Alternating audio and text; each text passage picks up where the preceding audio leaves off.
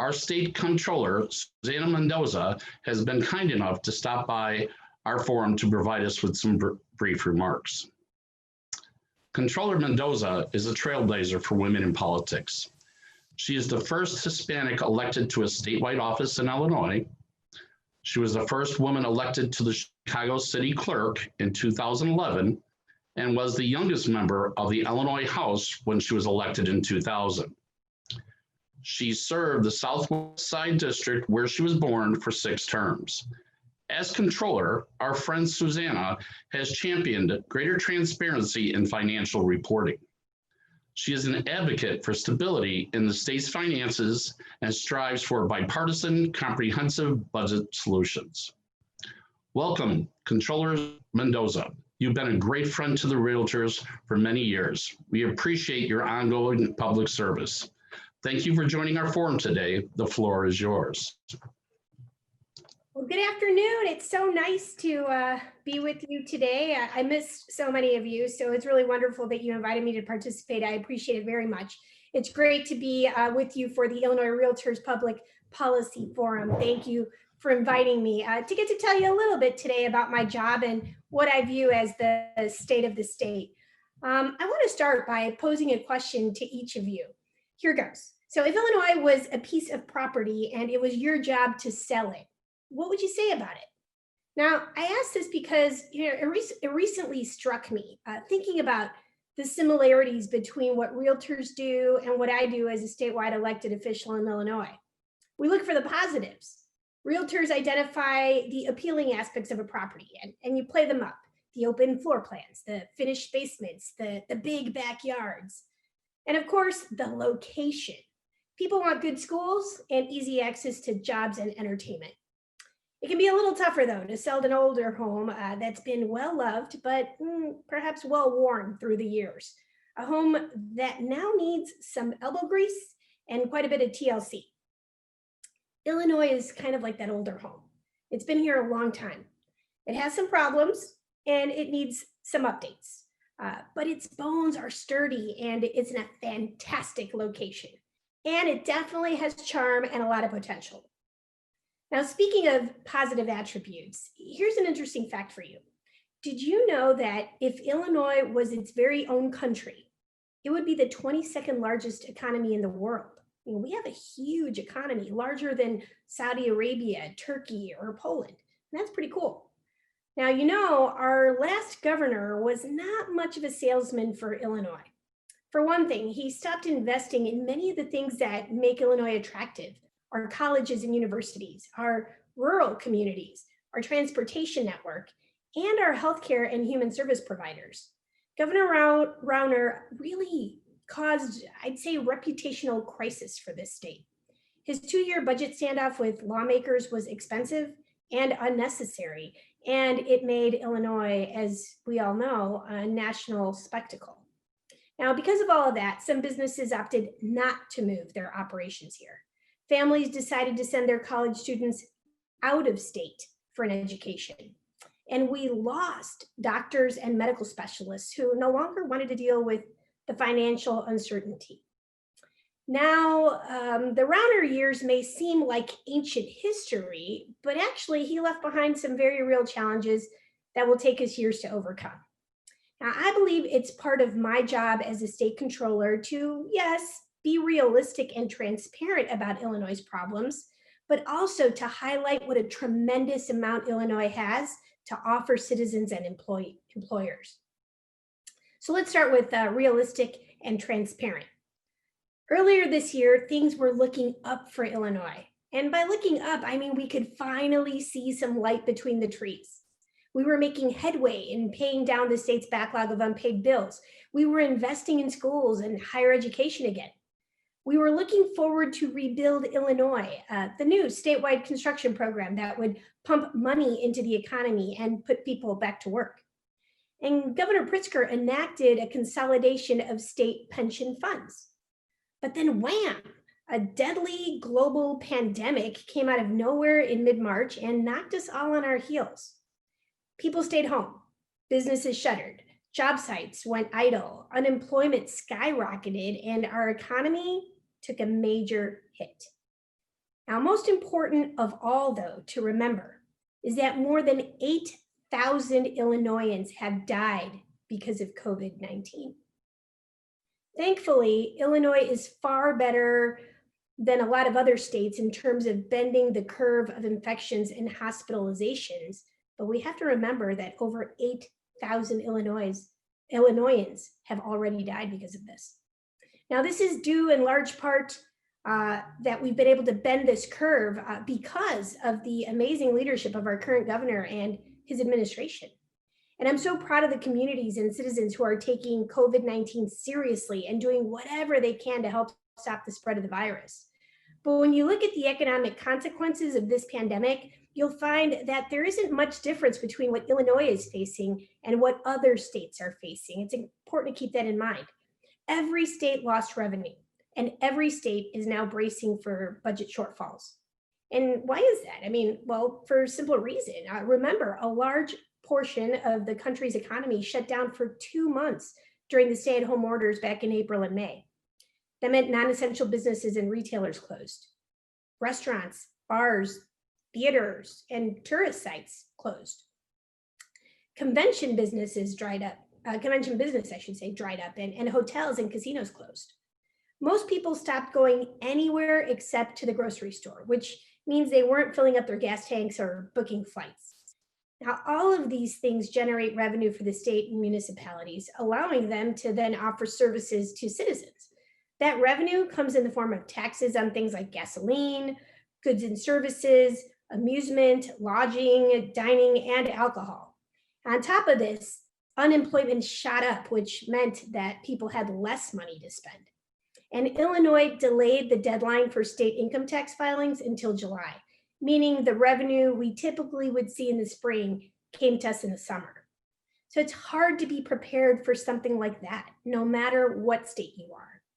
Now, a large part of the economy has reopened, but things are not back to normal yet. Unemployment is still a problem, and we don't know how long it's going to linger. People are still cautious with their spending. And for many of us with school-age children, we're now juggling remote work with remote learning. So if you hear my little boy chime in a little bit, it's because he's doing his classwork. It's a stressful and exhausting time for everyone.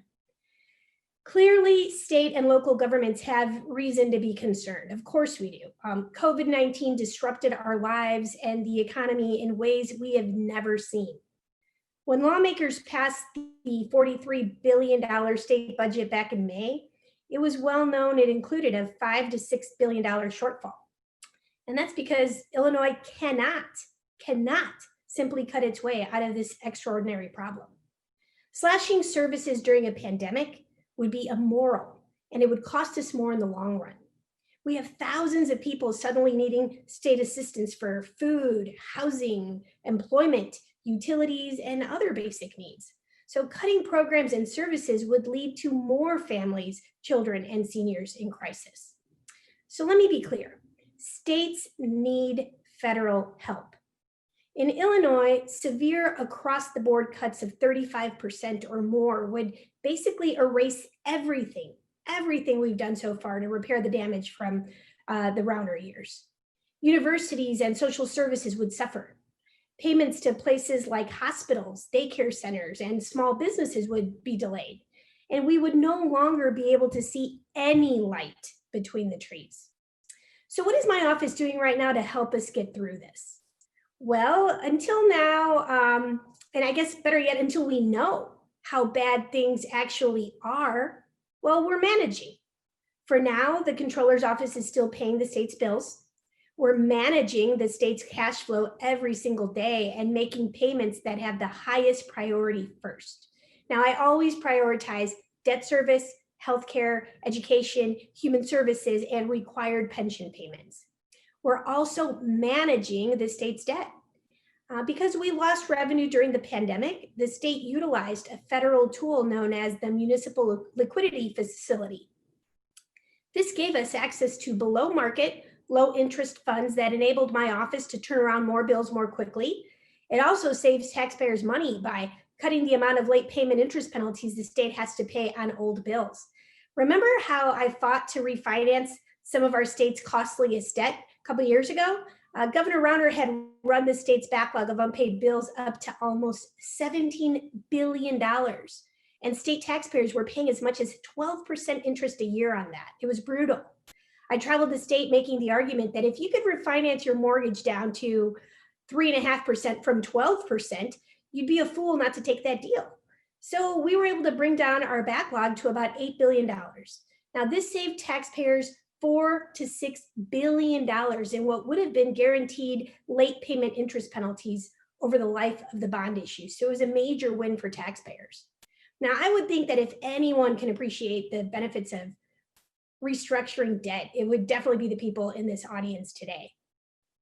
Now, all of this adds up to a lot of uncertainty at the moment. And unfortunately, there's potentially more bad news coming our way later this year and next. I definitely don't have a crystal ball, but so because of that, I really can't say for sure, but I do know that it's a lot to take in. So let's talk about what Illinois is doing right, our positives.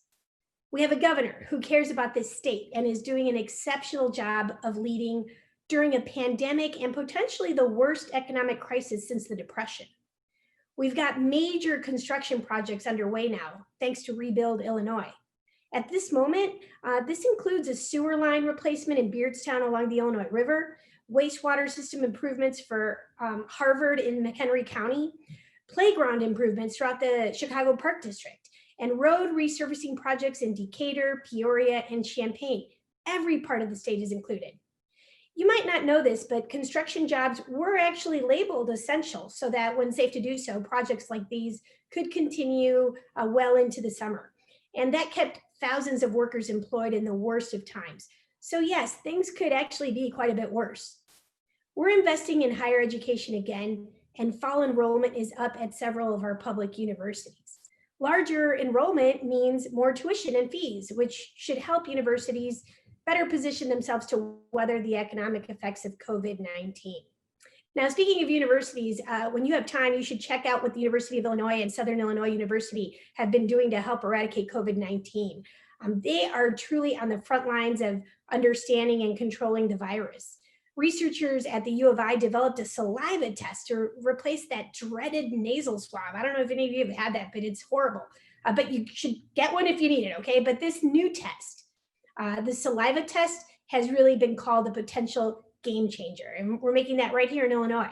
And just this week, researchers at SIU received a grant to sequence and analyze COVID-19 genomes. I mean, the information they gather will help scientists better understand the origins of the virus and how it spreads. This is amazing research happening right here in Illinois. Our universities are hotbeds of creativity and innovation, and we need to celebrate and further invest in it. Now, you have a controller who goes out of her way to be a voice of calm and reassurance for investors in Illinois and the bond rating agencies. As long as I'm here, as I said earlier, this state will prioritize debt service and required pension payments, which credit rating agencies specifically focus on in rating the state's credit worthiness. So it's really important. And because of this, Illinois remains a sound investment. Now, as I wrap up, I want to leave you with this. Illinois has challenges. I mean, we have definitely had our share of problems, many of them self-inflicted. But show me a state that doesn't have problems. And let's be clear, COVID-19 is not Illinois' fault, nor is it the fault of any of the other 49 states that are now in the same boat that we're in. COVID-19 knows no boundaries, and no one was prepared for what happened.